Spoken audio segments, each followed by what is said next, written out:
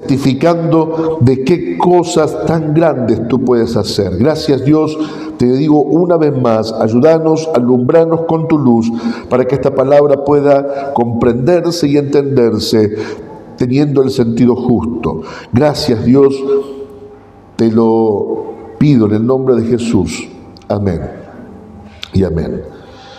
Querido hermano, Jesús viene de encontrarse en este relato anterior, con una de las, por ahí, expresiones de fe más extraordinarias del Evangelio.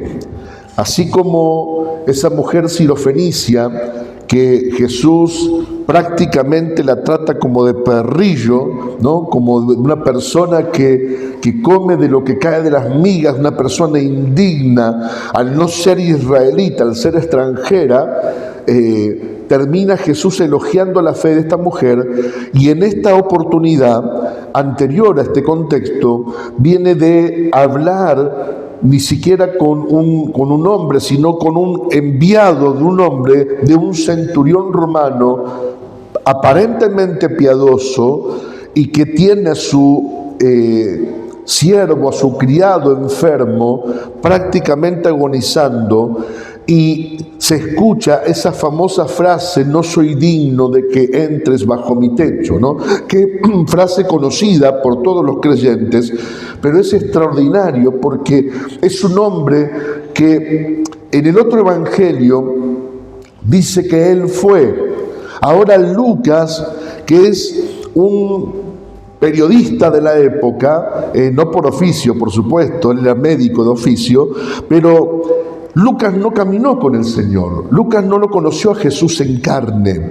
Lucas fue enviado después de la muerte de Jesús y fue recopilando información de los discípulos que conocieron a Jesús, entre ellos de María, la madre de Jesús, de entre ellos del apóstol Pedro, entre ellos también Marcos.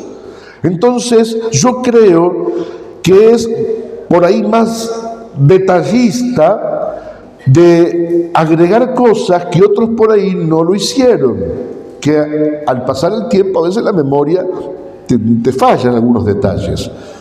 Así que este hombre dice que el centurión ni siquiera salió, sino que envió a un criado a decirle: Señor, antes de que llegues a la casa, yo no soy digno de que entres bajo mi techo, pero si dices la palabra, mi siervo sanará. ¿Por qué? Porque yo entiendo de autoridad y sé que en vos hay autoridad. La palabra solamente será necesaria. Y Jesús dice: no he visto en todo Israel tanta fe. Es decir, un hombre pagano, pero simpatizante del Dios de Israel, entiende que en Jesús está el poder para revertir cualquier cosa, y sin límite. Diga amén, por favor.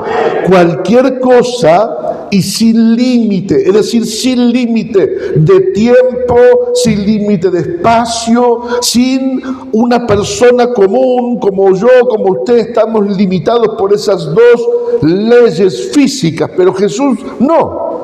Este hombre lo entiende, dice: tan solo decilo, y en ese mundo invisible que yo creo que va a pasar algo, va a suceder. Y sucedió. En esa misma hora el hombre fue sano. Entonces Jesús se levanta y va a esta aldea, el relato que yo le acabo de leer, llamada Naín.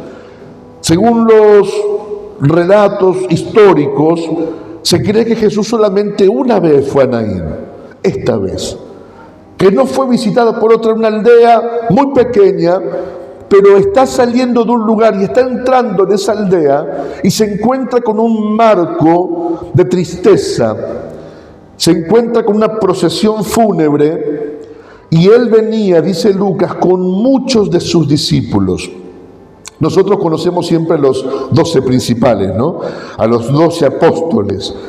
Pero Jesús tenía cientos de discípulos que los seguían por donde iban. De hecho, cuando usted lee el libro de los Hechos, en el capítulo 2, dice que en el aposento alto habían 120 discípulos reunidos esperando la promesa del Espíritu Santo. Entonces, si había un centenar allí, tranquilamente, ahora, Jesús estando con ellos en carne y hueso, habría mucho más de 100. Vamos a suponer un grupo importante de discípulos entrando con él a la ciudad, y Jesús ve esa situación y empieza a compadecerse.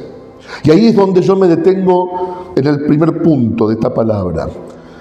Siempre habrá compasión de Jesús ante una necesidad y un dolor.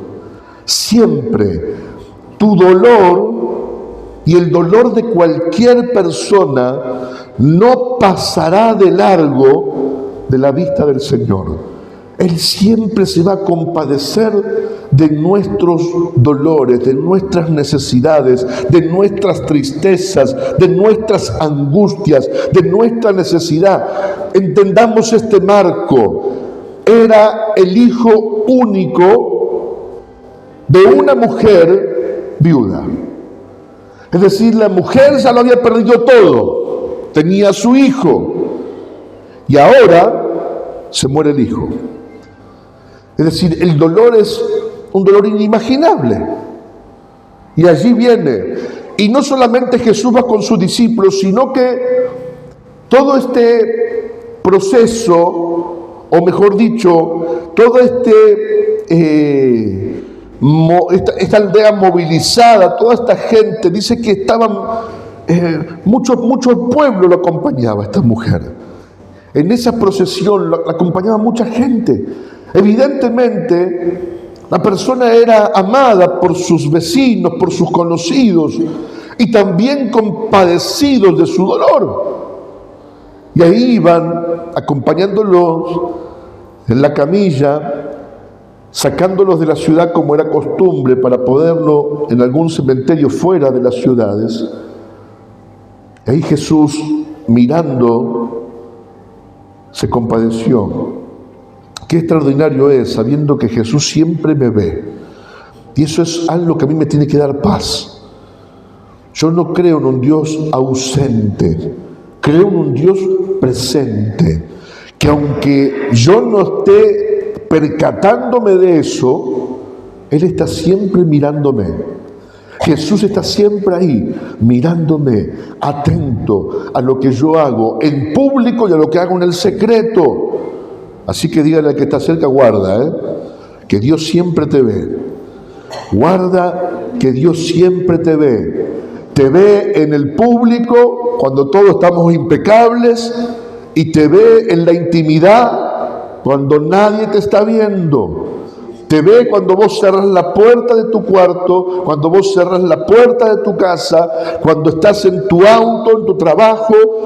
El Señor siempre te ve. ¿Y sabe por qué siempre te ve? Porque Él no abandona la obra de sus manos. Él siempre va a estar.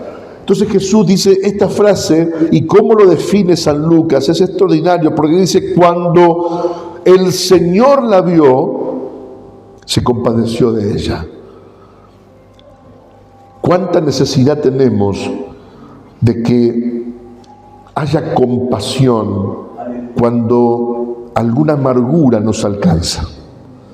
¿Qué es la compasión? Es personas tratando de sentir lo mismo que vos. Personas que se ponen a la altura de tu dolor. Personas que se ponen a la altura de tus circunstancias y tratan de empatizar. Tratan de empatizar, aunque usted lleva el dolor. Pero qué bueno es tener personas que se compadezcan, personas que traten de solidarizarse, que traten de estar ahí a la altura acompañando el momento del dolor. Porque no solamente las pérdidas o la muerte traen dolor, muchas cosas traen dolor. Las traiciones traen dolor, ¿sí o no? Las traiciones traen dolor. Y no hablo solamente de las parejas, hablo de las traiciones de las amistades.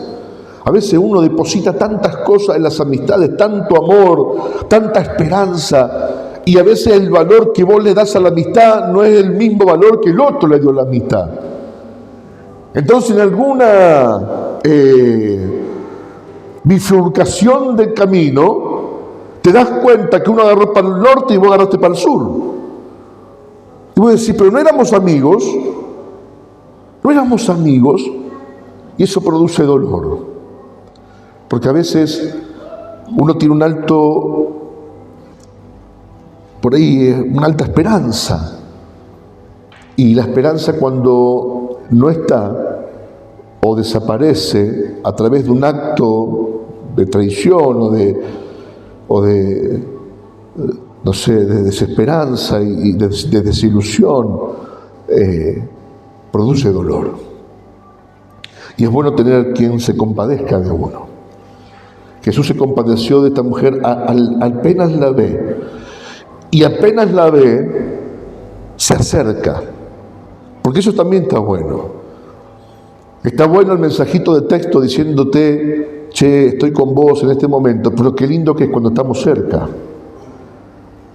Está bueno la llamada de teléfono, o el WhatsApp, o el muñequito saludando, pero qué lindo que es que te toquen el timbre, te golpeen la puerta y decir, estoy también cerca. Porque estar cerca te da oportunidad de ver los rostros, de ver la cara, de dar un abrazo, de mirar realmente la condición del otro. Y la compasión será mayor. Por eso la Escritura nos enseña que hay tiempo de reír y también hay tiempo de llorar. Que hay tiempo de lamentarse y hay tiempos de bailar.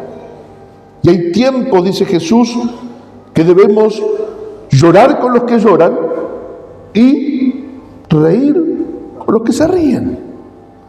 Eso es estar cerca. Jesús se compadece y no dice solamente, che, qué mal momento esta mujer, pobre mujer. Y sí, estaba sola y era viuda, pobrecita, qué tremendo. Y se queda ahí mirando a los discípulos, qué cosa, qué tristeza, qué tremendo. No, qué tremendo y voy. Me compadezco y avanzo. Así trabaja Dios. Cada vez que estés pasando momentos de dolor, de crisis, aunque no puedas verlo, Dios estará allí. Y en el momento justo, en el momento que Él determine, se va a manifestar esa compasión en hechos.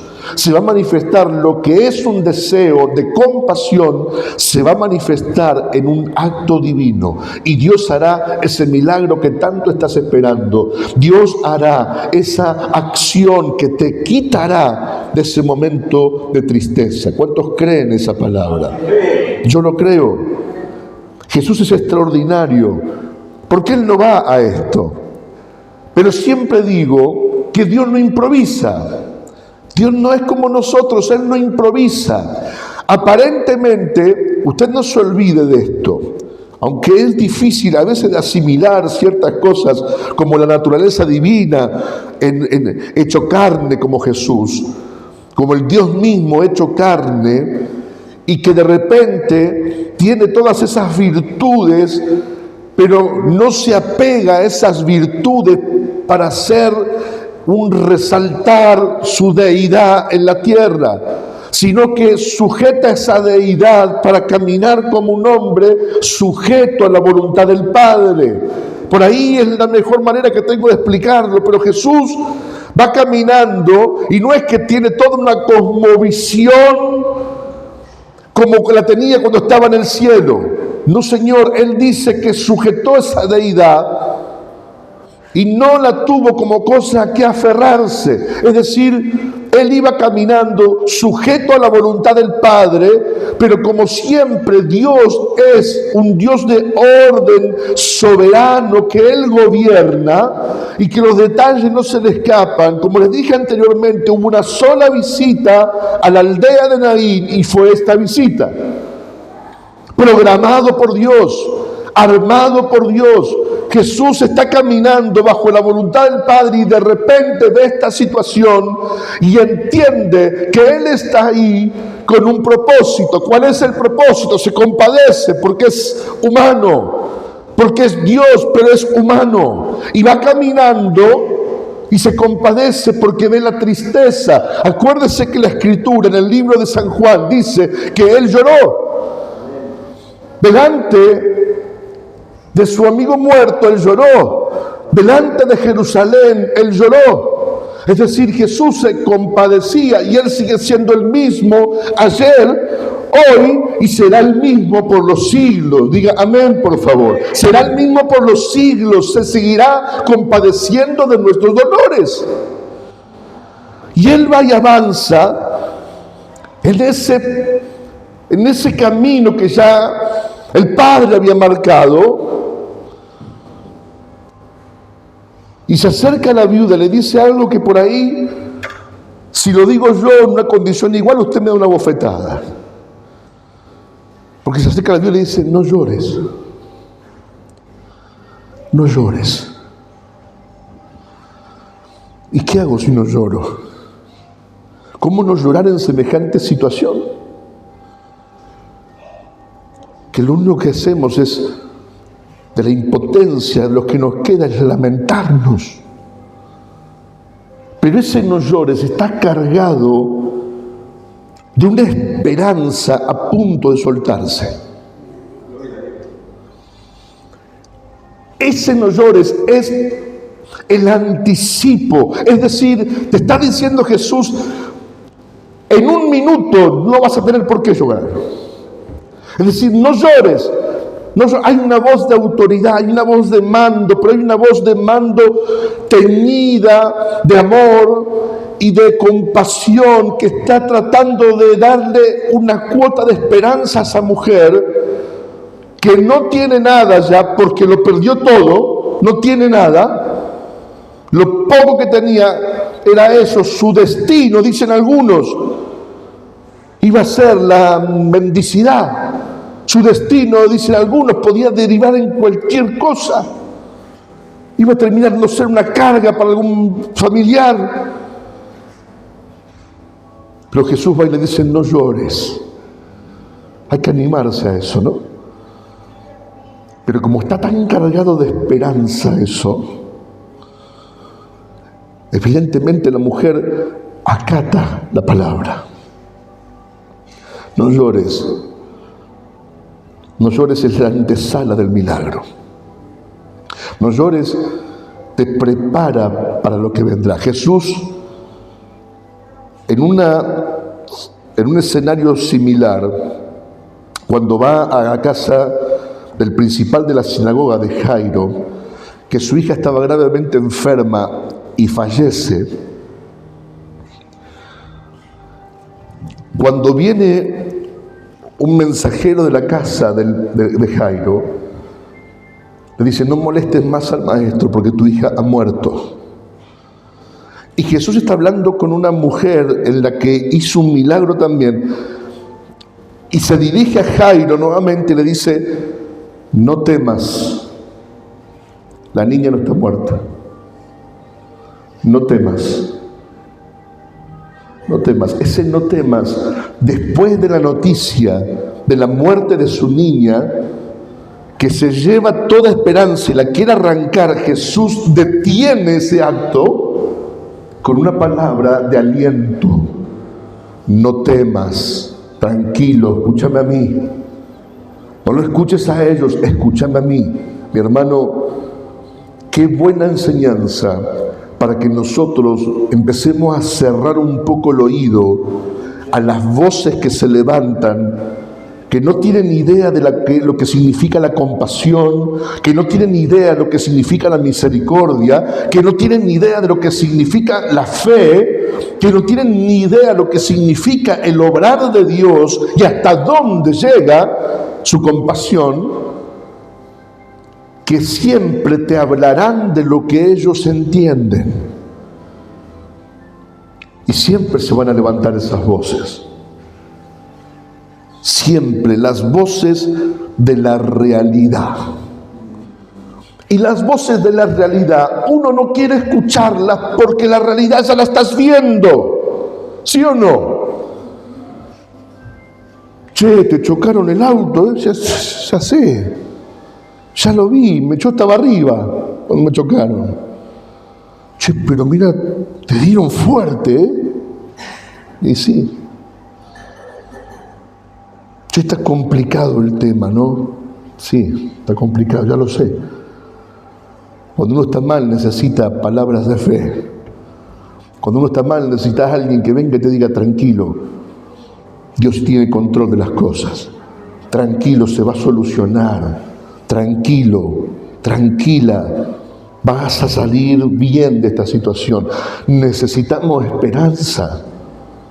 Pero a veces lamentablemente abrimos los oídos a esos mensajeros de las realidades negativas que ya la estamos viendo y no necesitamos que nos recuerden cuál es nuestro lugar de dolor. Por eso Jesús me lleva a la reflexión cuando Él está hablando con esa mujer y atento a la situación, se dirige a Jairo, le dice, no temas. Es decir, esa palabra carga esperanza.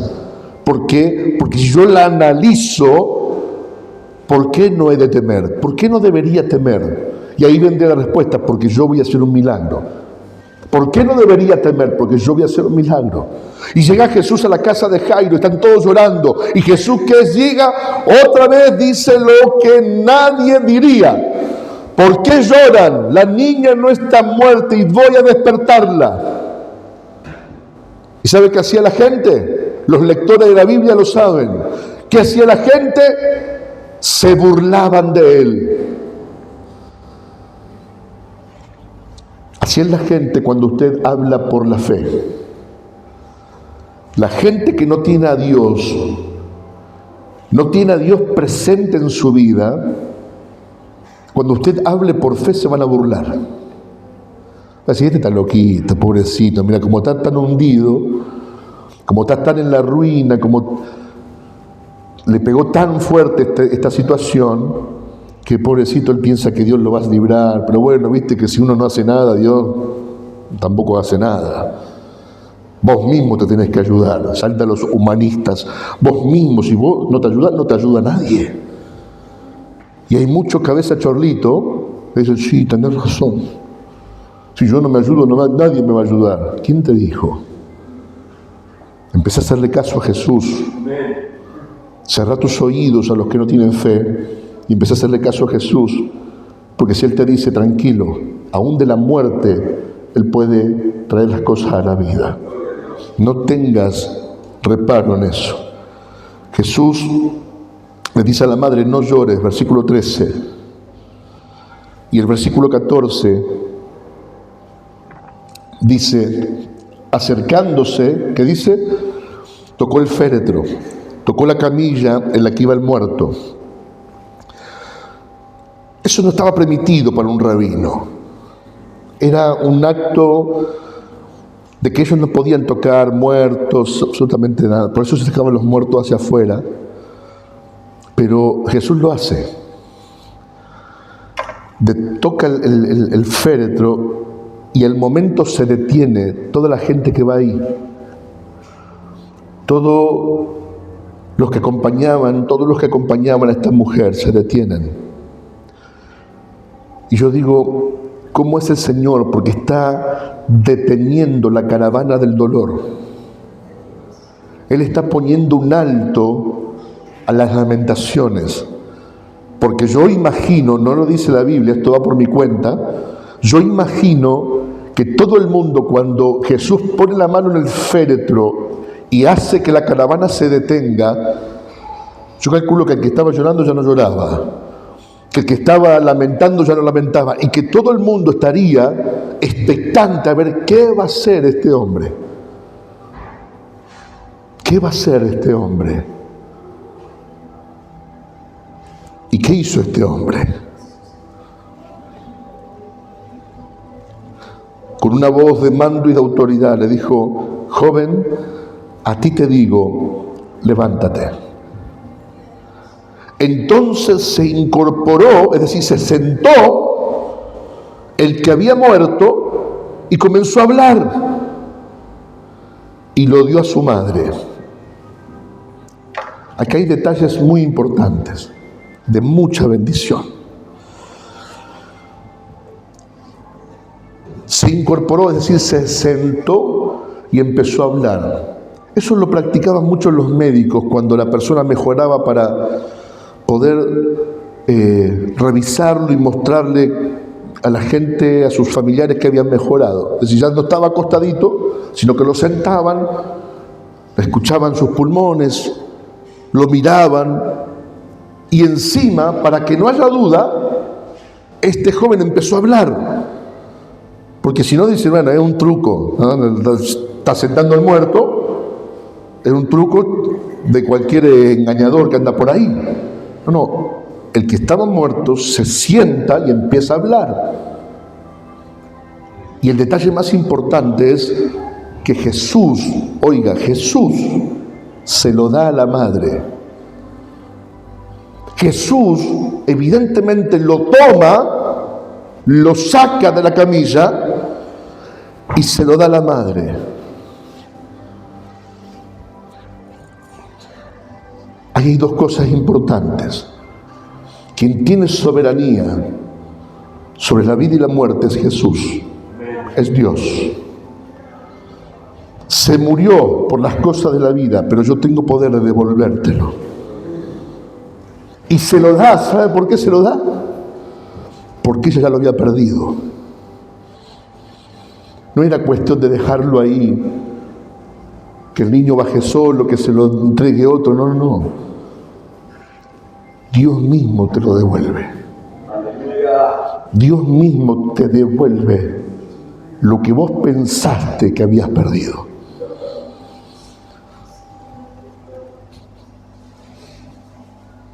A veces pensamos que hay cosas que no volverán. A veces pensamos que hay cosas que hemos perdido, que quedaron atrás, que ya no recuperaremos. Y ahí está el Señor, que te compadece, te mira, acciona y le pone el freno. Por medio de la fe, mi hermano, yo declaro que hoy es el día donde Dios le pone el freno a tu dolor. Gloria a Dios.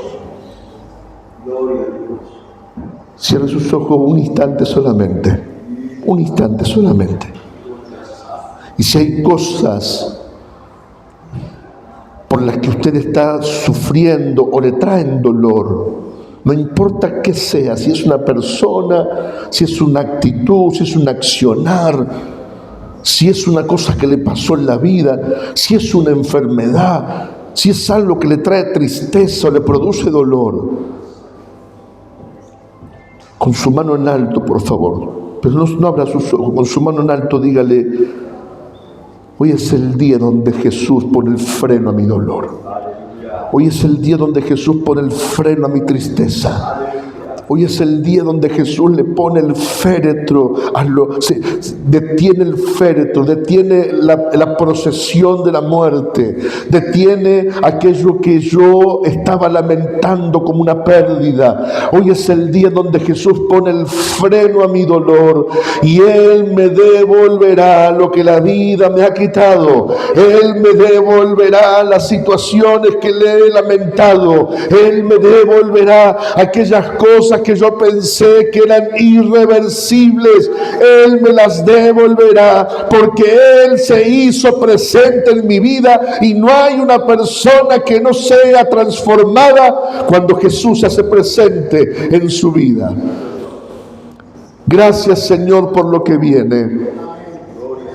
Gracias, Dios, por la esperanza de vuelta. Gracias, Dios, porque reverdeceremos. Gracias, Dios, porque tomamos tu esperanza de no llorar. Tomamos tu esperanza de no lamentarnos, de no perder, Señor, de vista la esperanza que hay en tu palabra. Y por medio de tu palabra tú haces que todas las cosas sean posibles. Amén. Señor, confesamos hoy que tú transformas nuestras realidades. Lo confesamos, Señor. Desechamos de nosotros las dudas y los temores.